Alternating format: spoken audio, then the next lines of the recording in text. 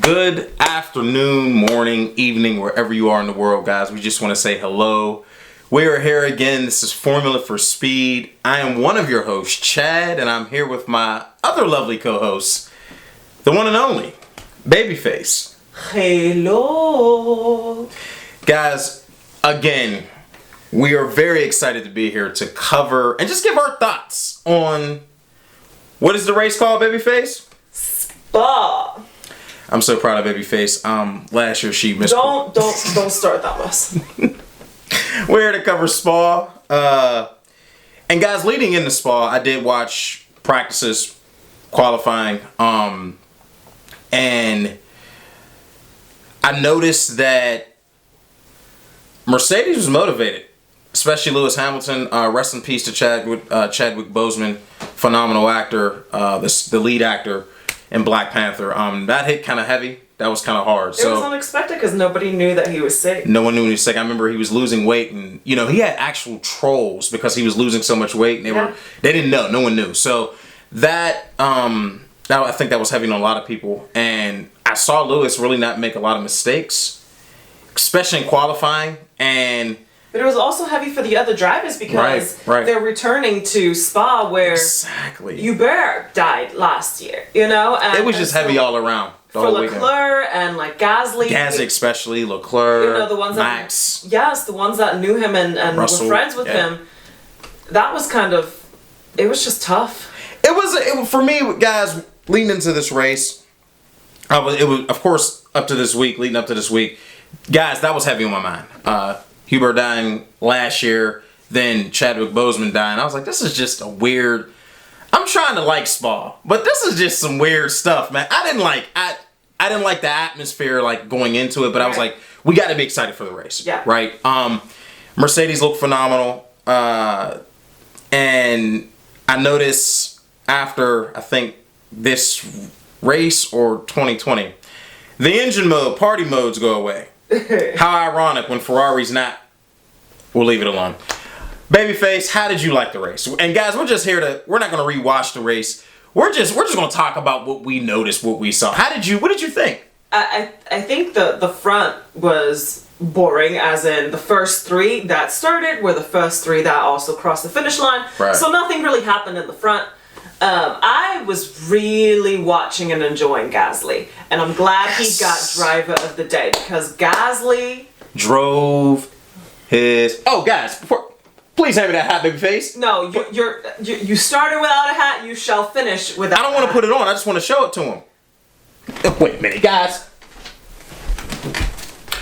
I have to address my team, my McLaren boys. We had a very unfortunate thing happen. Sad to me also. Carlos Sainz didn't even get a chance to get out there. He didn't get a chance. I think what was most unfortunate about watching Carlos Sainz was watching Ferrari. Watching his face as he was watching his future team make a complete buffoonery of themselves on that track today. 10.5 second pit stop. Leclerc had a 10.5 second pit stop. Followed by a 5-second pit stop. I'll say this. Guys, for me, we're going to talk about it in our next segment. I'll save my thoughts on Ferrari because I can go on for about an hour for them. Because I don't want to. I can go on. I didn't understand. I'll save that for our other segment. Guys, I have to take my hat off. I don't know if Stroll found a new developer. I don't know if Stroll went out and hired some people behind the scenes. Renault looked phenomenal this race. To see Ricciardo's name up there behind Verstappen was like, that is where you belong. How we have missed you. Guys, let us know in the comments. How did you feel? I know everybody's going to say the first three were boring. And Max admitted he was bored out there. Yeah. But what's concerning about Red Bull to me, Albon I'm worried about. Albon. Because he could not make up the gap. Verstappen's out there running third, which means ideally he would have been running fourth. Yes, and he started fifth. I was so happy that he was starting fifth. I was like, yes, he's gonna, because, it was Danny Rick 4th and Albon 5th. And I was like, ooh, even if Verstappen and Ricciardo get into a battle, depending on how the Renault performs, Albon is right up in there. And he wasn't. I'm concerned. The reason why I'm concerned, he's racing more aggressively than Pierre did in that car.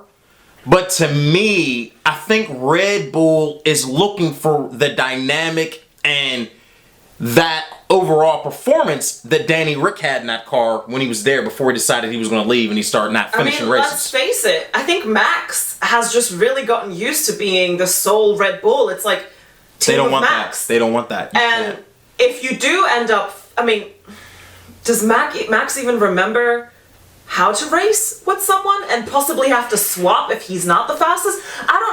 We haven't had that. Max hasn't had to really race with a team member since Danny Rick left, because Gasly also was lagging way behind. Albon is lagging way behind. My thing is, I gotta be honest with you guys. Let me know in the comments. Albon's leg, like to her point, Albon is way behind, and while she's talking, the wheels are just turning. I'm wondering, what would you all do? Do you give Albon he's racing, you can see the potential. Yeah. But that is not, Red Bull wants more. Well, thankfully for Albon, I hope, that's the way I interpreted it, they intend to stick with Albon for now. So that's good news for Albon. And don't get me wrong, I like Albon. I also like Gasly. I just didn't think Gasly was ready for the Red Bull move when they moved him up.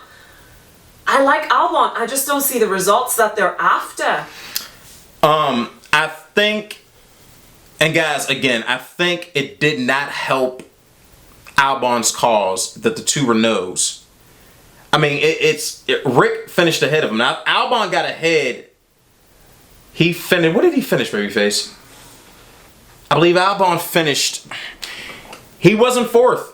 Because Rick was 4th. No, he was not 4th. I believe he may have finished 5th. Hang on. Because my boy Lando finished 7th. Babyface. Guys, all the McLaren fans that are McLaren fans like me, I was scared because I'm going to talk about that. While you're looking that up, Carlos Sainz didn't even get to start the race because of failure with the exhaust. It was... Well, hold on. He didn't get to start the race because of failure with the exhaust. So for me, I was scared because I said, that means that I'm worried. I hope Lando doesn't have any issues. But Lando ended up almost in the last lap. He had one more lap. He would have caught the other two. Yeah. But he ended up finishing 7th, which is solid.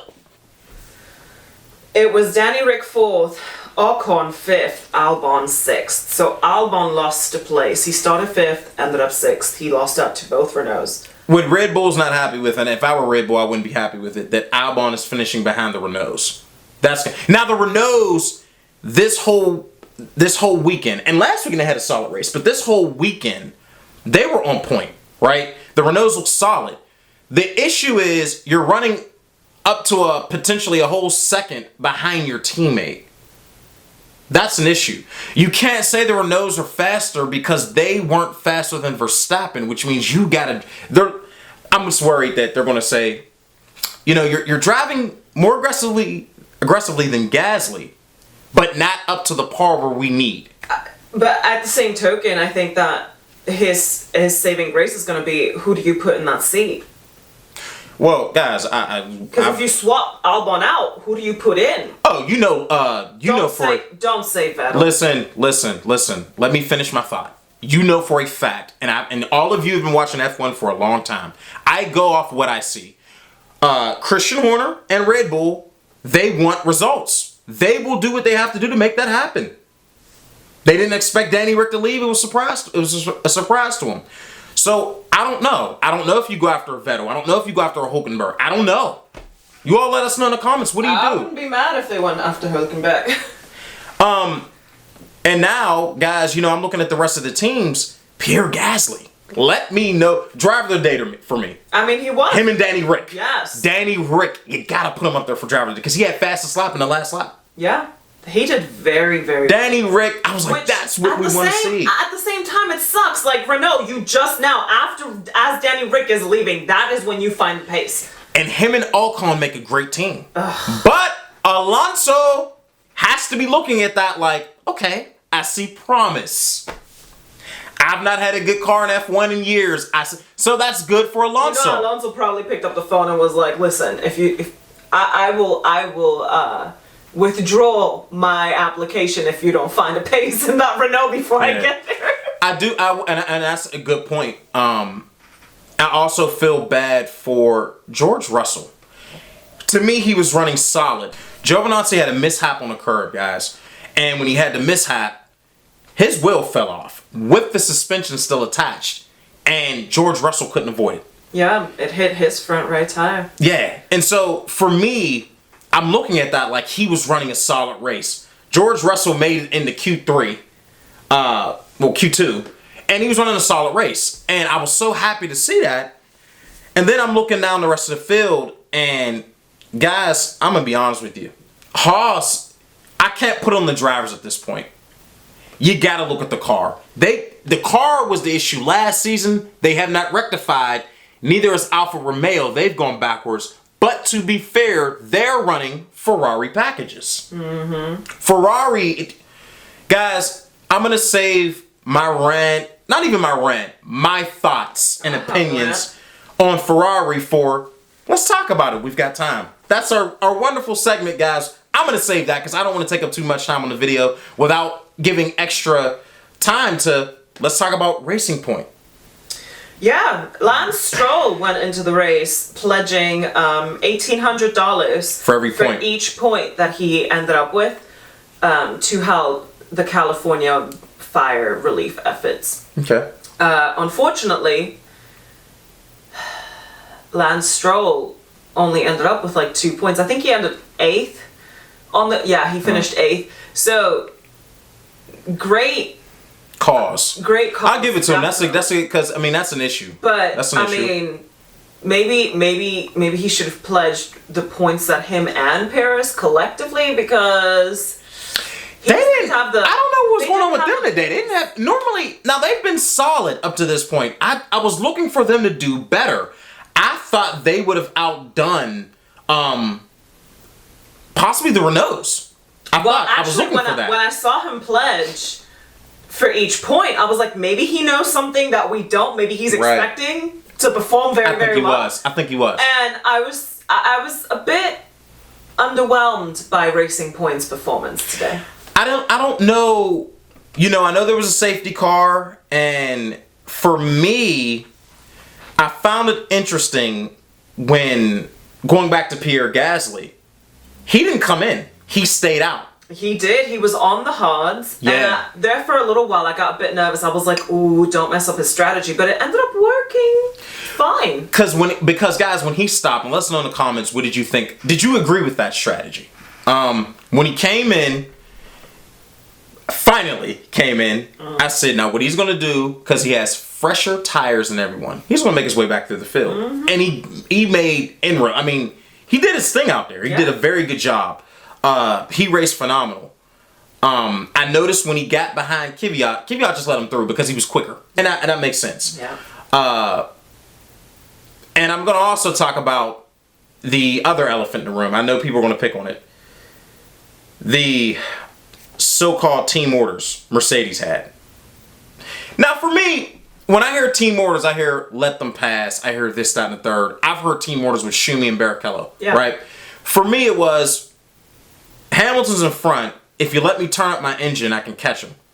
Mercedes thinking, to me, was like, listen, we're already 1 and 2. Why are we going to try to burn through engines? They've added more Grand Prix to the season. Yeah. Why burn through them?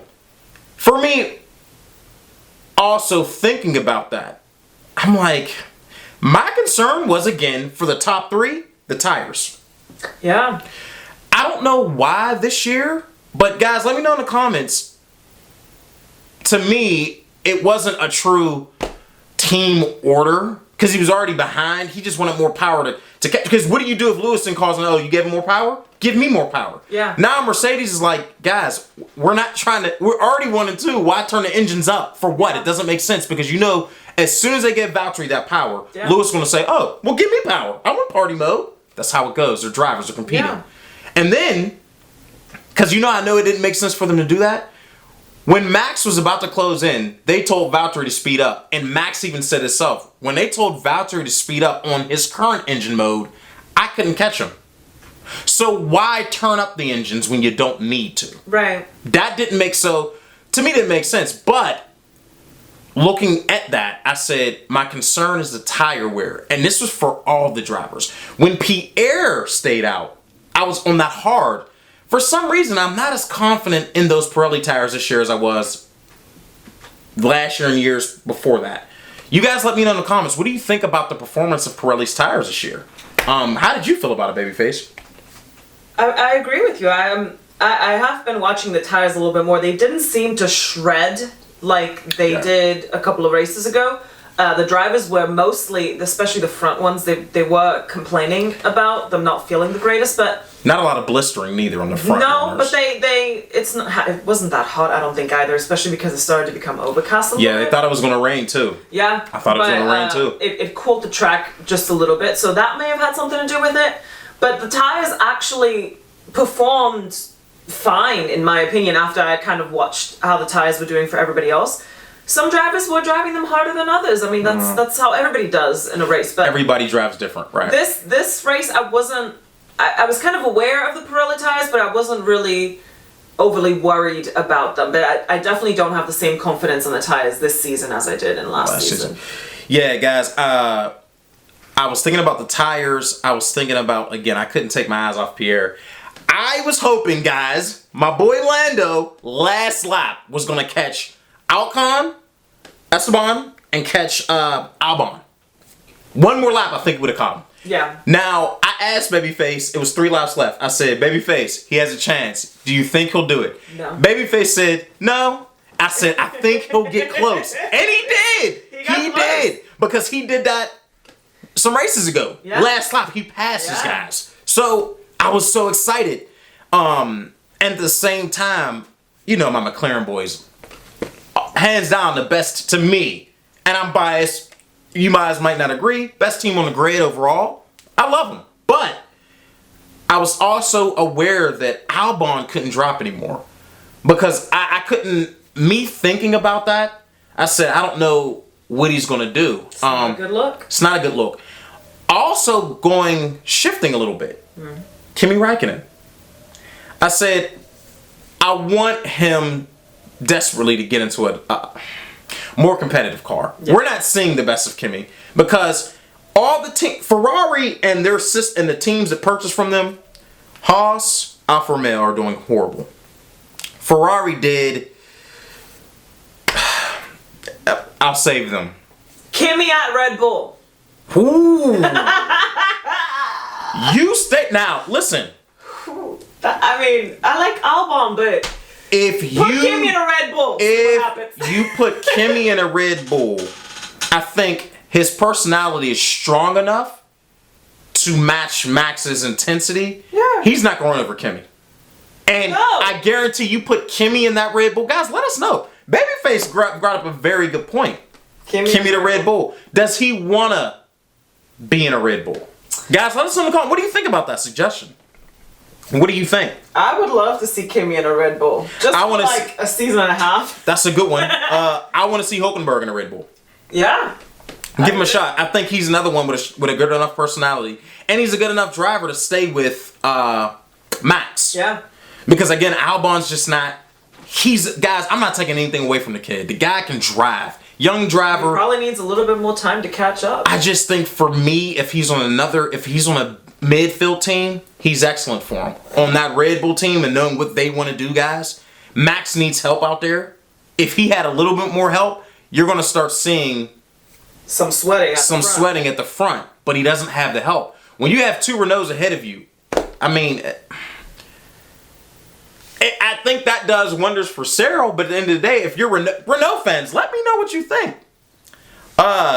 Cyril, they seem that they had a good race this race. Good Grand Prix. I think his career may be on the line.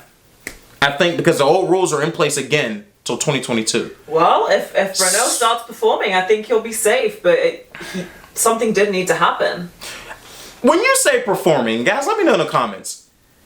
everyone has different gauges of what they feel performing is. 4 and 5 for Renault is performing, in my opinion. Well, to me, 4 and 5 are best of the rest, what they've already done in 18. I think when I'm reading some of the comments on some of these pages, right, people are wanting, Renault fans are wanting top 3, competing with top 3 teams. Okay, they want them well, competing. It's fine if you want that. Do you think it's realistic? Not right now, no. You could argue that after today's race, it is a possibility. I mean, anything can happen, but right now, I don't think Renault is at that point where they can sustain that. How close? Here's my thing to Renault fans. How close were you to Max? Even with Rick. Now, Rick, 2 more laps, I think he'd have caught Max. My thing is, realistically, for me, if I'm Alonso coming into Renault, your last, the last team you drove for, my McLaren boys, they weren't good when you were there. So for him, being able to just get in the top 10 consistently again could be a win. Could be a win in his mind for him. Could be. Do I think is he good enough to compete with Max? I think he would have done just as well as Ricciardo did today, honestly, with that car. Just as well. So it's interesting to see, because Renault is at least heading in the right direction. They're showing improvement, and if they keep this trajectory, then hopefully they will either be best of the rest or actually continue to strive to be in the top 3, the top 4. Because I don't think Red Bull is going to just fall off the face of the earth. I think it's going to be us and Renault next season competing heavy. Because now we're going to have Danny Rick and Lando. Mind you, Lando is a great driver. Yeah. It's going to be us versus them.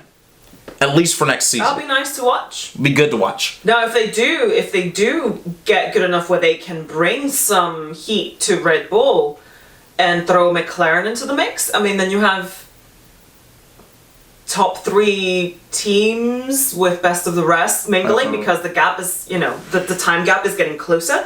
That'll be fun to watch. I think that midfield, and I'll venture to say this, guys, babyface, you too, I'm gonna say this. I think the midfield gap closes because Racing Point I don't think is going anywhere, and Pierre Gasly, if they can keep giving him a car with that, not that Christian Horner A-team pressure, but if they give him a car, that kid's going to drive. He's going to be that wild card. He's going to be the wild card. Yep, he's going to be wild card.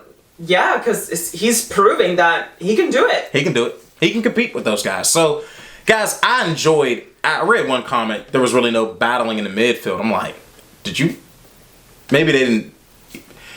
I'm starting to realize, me reading these comments, babyface, people kind of pick and choose what they want to see versus what they don't want to see. And I'm like, guys, you can go through and watch the names. I don't know what else.